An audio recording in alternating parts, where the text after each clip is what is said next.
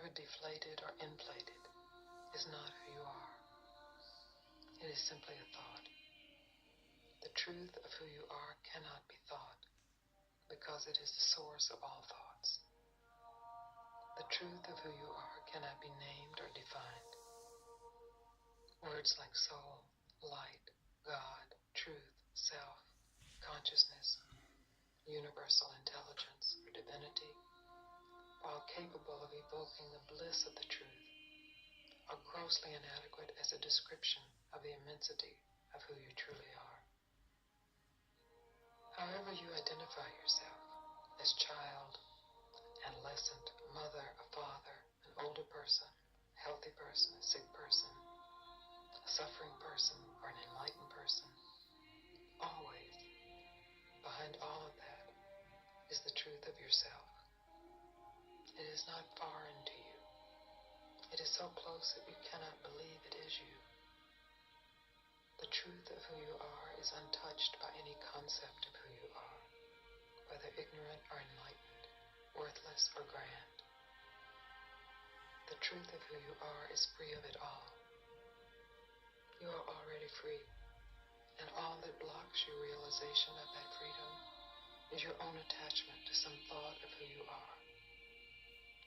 This thought doesn't keep you from being the truth of who you are. You already are that. It separates you from the realization of who you are.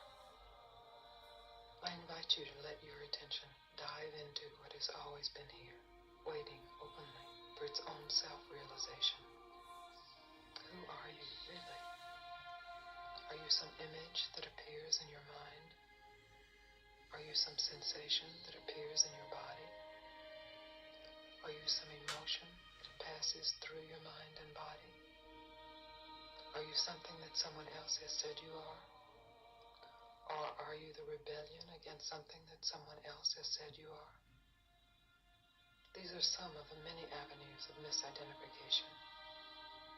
All of these definitions come and go, are born and then die. The truth of who you are does not come and go. It is present before birth, throughout a lifetime, and after death. To discover the truth of who you are is not only possible, it is your birthright. Any thoughts that this discovery is not for you, now is not the time, you are not worthy, you are not ready, you already know who you are just tricks of the mind. It is time to investigate this I thought and see what validity it really has. In this examination, there is an opening for the conscious intelligence that you are to finally recognize itself. The most important question you can ever ask yourself is, who am I? In a certain way, this has been an implicit question asked throughout every stage of your life. Every activity, whether individual or collective, is motivated at its root by a search for self-definition.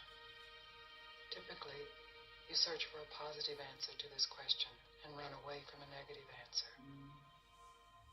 Once this question becomes explicit, the momentum and the power of the question direct the search for the true answer, which is open-ended, alive, and filled with ever-deepening insight. You have experienced both success and failure. After a certain stage, early or late, you realize that who you are, however that is defined, is not satisfying. Unless this question has been truly answered, not just conventionally answered, you will still be hungry to know. Because no matter how you have been defined by others, well-meaning or not, and no matter how you have defined yourself, no definition can bring lasting certitude. The moment of recognizing that no answer has ever satisfied this question is crucial. It is often referred to as the moment of spiritual ripeness, the moment of spiritual maturity. At this point, you can consciously investigate who you really are. In its power and simplicity, the question, who am I, throws the mind back to the root of personal identification, the basic assumption, I am somebody. Rather than automatically taking that assumption as the truth, you can investigate deeper. It is not difficult to see that this initial thought, I am somebody, leads to all kinds of strategies to be a better somebody, a more protected somebody, a somebody with more pleasure, more comfort, more attainment. But when this very basic thought is questioned, the mind encounters the I that is assumed to be separate from what it has been seeking. This is called self-inquiry. This most basic question, who am I, is the one that is the most overlooked. We spend most of our days telling ourselves or others we are someone important, someone unimportant, someone big, someone little, someone young, someone old, never truly questioning this most basic assumption. Who are you, really? How do you know that is who you are? Is that true, really? When you turn your attention toward the question, who am I? Perhaps you will see an entity that has your face and your body. But who is aware of that entity? Are you the object, or are you the awareness of the object? The object comes and goes. The parent, the child, the lover, the abandoned one, the enlightened one, the victorious one, the defeated one. These identifications all come and go. The awareness of these identifications is always present. The misidentification of yourself as some object in awareness leads to extreme pleasure or extreme pain and endless cycles of suffering.